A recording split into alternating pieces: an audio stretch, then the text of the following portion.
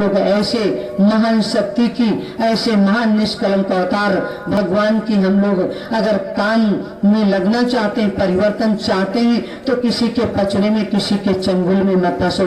भले ही हम जोड़ते हैं, इसके बाद तुमको तोड़े तो पहले आप हमसे नहीं, आप भैया से पूछ लेना कि दीदी ऐसे क्यों बोलने लगी। अगर शास्त्री जी जोड़ते हैं आपको प्रेम से, इसके बाद ये बगावत करना शुरू कर दे आपसे, तो आप ये जवाब दे सकते हो कि अभी आप तक जोड़े हो, अब आप तोड़ने का काम क्यों कर रहे हो। तो इनसे भी आप लड़ करके और किसी दूसरे से पूछ सकते हो। दूसरा कौन है? भैया जी। और आप किसी से मत पूछना। हम भी वैसे ही, क्योंकि हमें भी गुस्सा आ जाता, हम भी तोड़ देते हैं लोग। हम कह देते भाग जाओ अपने घर, अब कुछ नहीं होगा, तुम लोग बेकार हो। तो बाबा जी के प्रेमियों को इतना ठेस लग जाता है, कहते दीदी तो किसी को दर्द नहीं है और दीदी तो डायरेक्ट भगा देती। भगाते नहीं, हमें बहुत दर्द है भैया। हमें हो गए 30 साल हो गए इस देश को पढ़ाते पढ़ाते।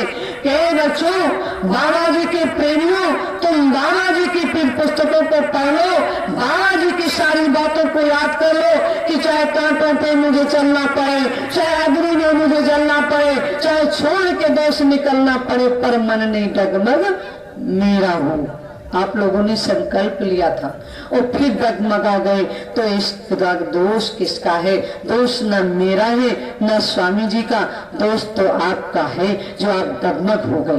क्योंकि ये गरीबी, ये महंगाई, ये अत्याचार, ये भ्रष्टाचार, ये कत्लेआम, ये खून खराबा देख करके आप लोग विचलित हो जाते हैं कि यार यहाँ क्या हो रहा है, हम कैसे जाएं बाबा जी के काम के लिए, हम कैसे परिवर्तन में जाएंगे। इतनी बड़ी बड़ी बंदूकें लिए बैठे हैं नेता मंत्री लोग, हमको तो दाग देंगे गाँव में निकलते। आप लोग डरते हो? ऐसा नहीं, डरो नहीं। वो मंत्र दिया था जो आप लोग माला करते हो, उस माले के मंत्र में इतनी ताकत है, लेकिन अभी भैया जी ने बताया ताकत है कहाँ। कहे दादा तुम बीड़ी पीते हो, सिगरेट पीते, फिर माला करते हो। और भैया जी आज सही बोले, वैसे सही नहीं बोलते थे। आज बीड़ी तंबाकू पे सही बोले, है ना? ऐसी बात हम कहते थे क्या? जब हम कहते थे बीड़ी तंबाकू पीने वाले को एक बात बताई, वो कभी नहीं कहते मेरी साधना नहीं बनती। तंबाकू खाने वाले कभी नहीं कहते मेरी साधना नहीं बनती। वो और कहते हम तो, मेरी तो बहुत साधना बनती है, हम तो सतयुग हमारे द्वारा आएगा। जितने बीड़ी तंबाकू पीते खाते उनसे कहते छोड़ दो, तुम्हारी साधना नहीं बनती। लेकिन हम कभी बीड़ी पीने वाले को और सिगरेट पीने, तंबाकू खाने वाले को ये नहीं कहा, कहते देखा कि मेरी साधना नहीं बनती। जितने लोग बिल्कुल कुछ नहीं खाते हैं, भक्ति में लगते हैं, वही आके कहते हैं मेरी भक्ति नहीं बनती, साधना नहीं बनती, क्योंकि वो साधना में लीन होना चाहते हैं। लेकिन ये लोग लीन किस में है? ये बीड़ी सिगरेट तंबाकू में लीन है, गांजे में लीन है। तो इनको गांजे की वजह से बाबा जी को नहीं जरूरत है। जब होगा तब भल में बैठे मेरा भी परिवर्तन होगा, देखा जाएगा। यार पियो, एक बीड़ी जलाओ फिर पियो। वो तो ये कह देते हैं जब सुन के सत्संग जाएंगे तो उधर चले जाएंगे, नहीं यार जलाओ, बड़ी देर हो गई सत्संग सुनते सुनते, यार पीटो तंबाकू खाए, यार चलो तुम्हें आगे और बढ़ चले, एक चिलम मारो। तब हमको वो याद आवे जो बाबा जी सुनाए थे, भैया जी बता रहे थे, और दीदी जी यार होगा तब तो देखा जाएगा, एक चिलम भरो। उनका परिवर्तन हो गया। इसलिए ये मुंह पे जो गंदी चीज रखते हो बहुत गलत चीज है। बाबा जी भी कहीं ना कहीं गलती किए, चाहे अच्छा किया, हम उनको गलती नहीं कह सकते हैं, लेकिन वो अपने बच्चों को समझाए कि तुम छोड़ दो सब कुछ और क्या क्या हुक्का पियो। कहते नहीं कहते कि बच्चों अगर कुछ नहीं छोड़ पाते तो पेट गैस बनाने लगता है, इसलिए तुम हुक्का पियो। हमारे भी ताऊ जी हुक्का पिए कुछ दिन। ब्राह्मणों में जब हुक्का पिया जाता था तो लोग रिश्तेदार बंद कर देते थे आना। एक दिन हमारे पिताजी हुक्का पी रहे थे, तब तक रिश्तेदार आ गए, तो चिलम आग में रख दी, चिलम जेब में रख ली और हुक्का आग में रख दिया, पत्ती जल गई, हुक्का जल गया और चिलम नीचे गिरी। मेहमान बैठे थे तो जैसे देखा चिलम गिर गई कमीज से, तो उठा के छप्पर पे फेंक दिया, छप्पर जलने लगा। हम कहे बताओ, वो देखो छप्पर जलने लगा, तुम बढ़िया काम किए। कहें ये तो तब दौड़े बाल्टी पानी लेकर के, वो लोग बाहर निकल गए, पानी डाला तो छप्पर बुझा। इसलिए भी काम मत करो। हम अपने पिताजी की बात बताते, दूसरे की नहीं।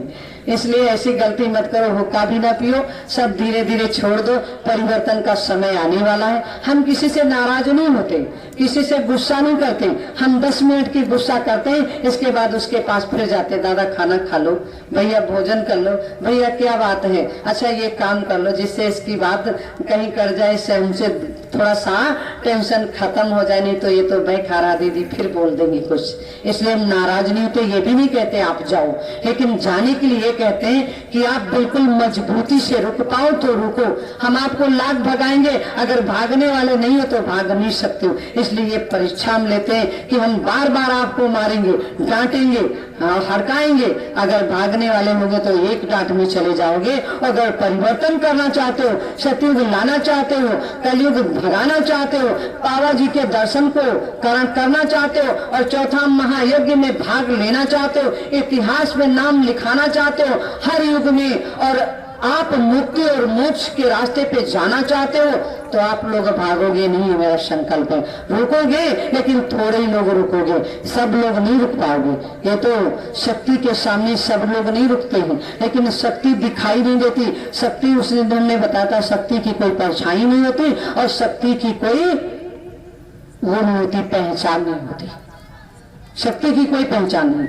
हाथी जान जाता कि मेरे पास इतनी ताकत है, तो योगी जी बुलडोजर नहीं बनवाते, खरीदते। हाथी सब काम कर देता, हाथी ही कर लेता। लेकिन हाथी को पता नहीं है मेरे पास इतनी ताकत, अगर बता दिया जाए तो जो लोग पाले हैं हाथी, उनके घर द्वार सब गिरा डालेगा।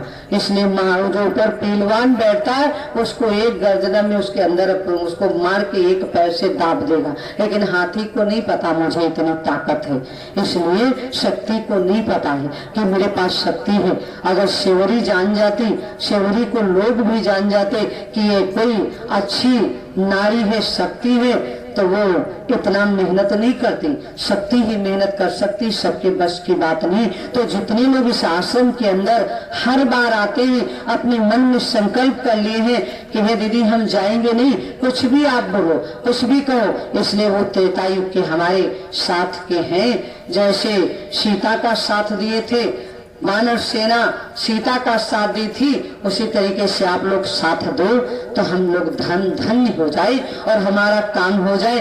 काम आप लोगों का नहीं, काम तो मेरा है। आप मेरे काम समझ करके कर दो, और हम आपका काम समझ करके कर दें तो काम हो गया।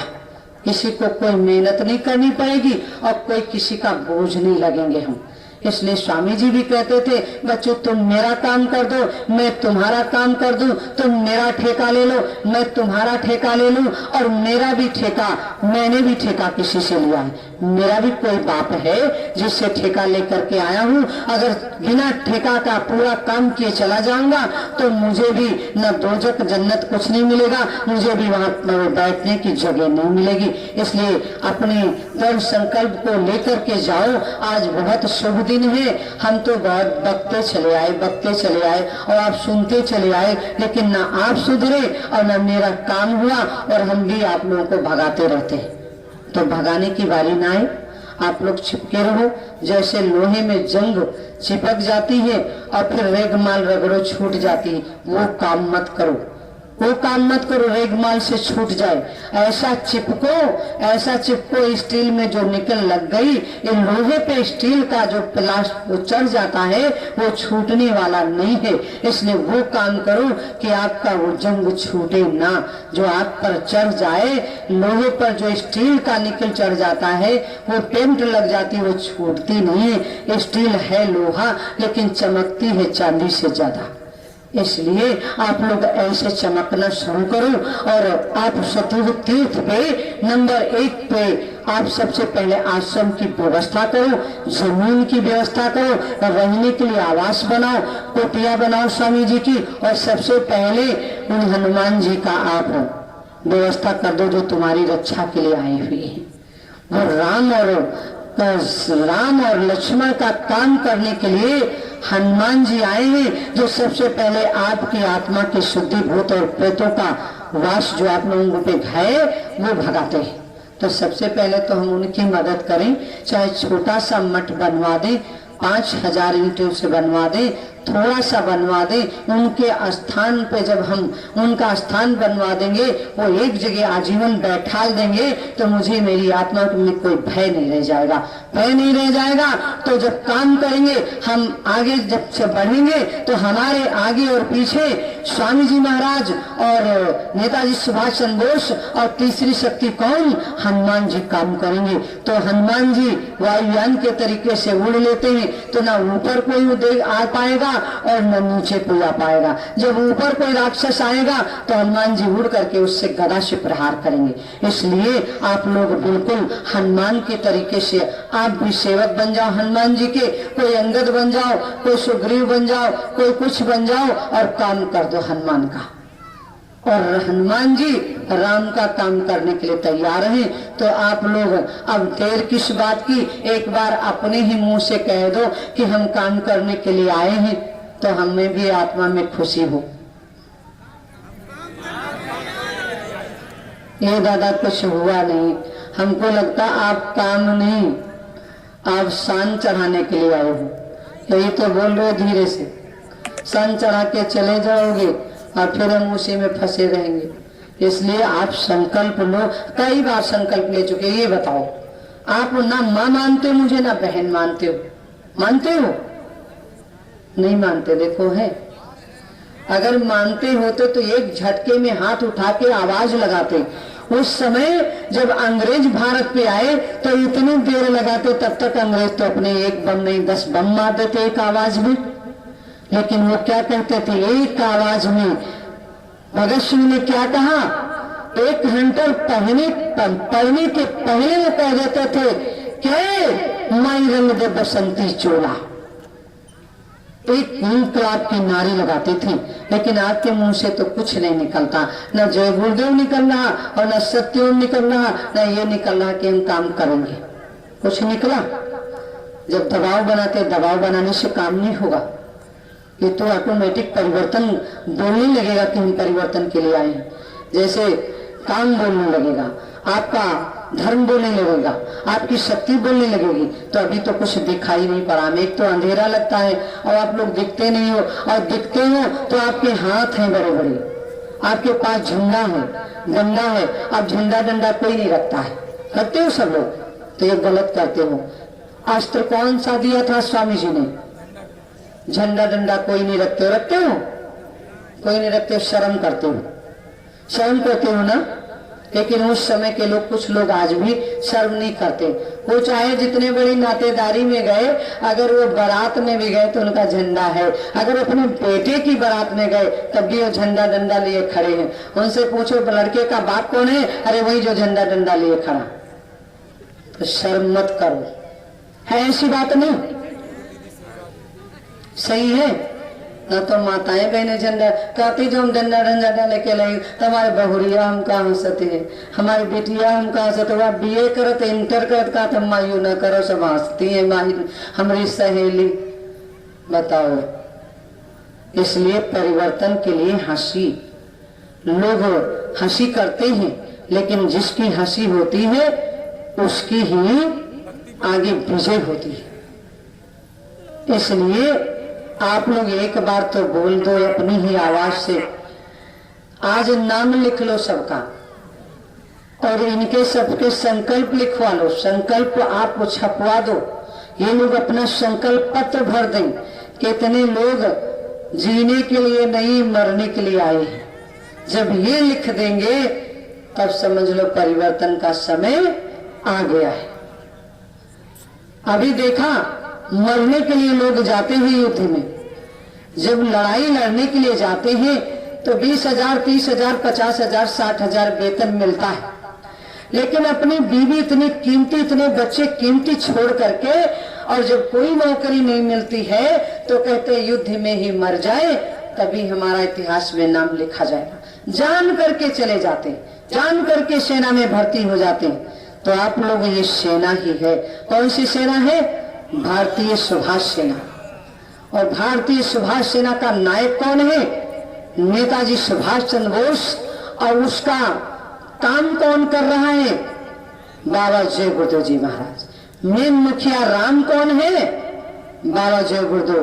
और लक्ष्मण कौन है नहीं जानते, आवाजें नहीं निकलती, भी भोजन कराया जाएगा बोलो तो। इसलिए बहुत देर बाद 10 बार कहो यहाँ फेफड़े में दम नहीं है और तुम लोग बैठे अपनी दम छिपाए हो। आवाज निकाल करके बोलो हर जगह। जब भी कोई बात आए तो आप कुछ मत बोलो, इंकलाब के नारे लगा दो, कुछ मत बोलो, बाबा जय गुरुदेव का नाम ले लो, कुछ मत बोलो कि आप जय सुभाष, जय हिंद, जय भारत माँ। तो हमें पता चल जाए लोग भारत माँ के लिए लड़ने के लिए तैयार हैं।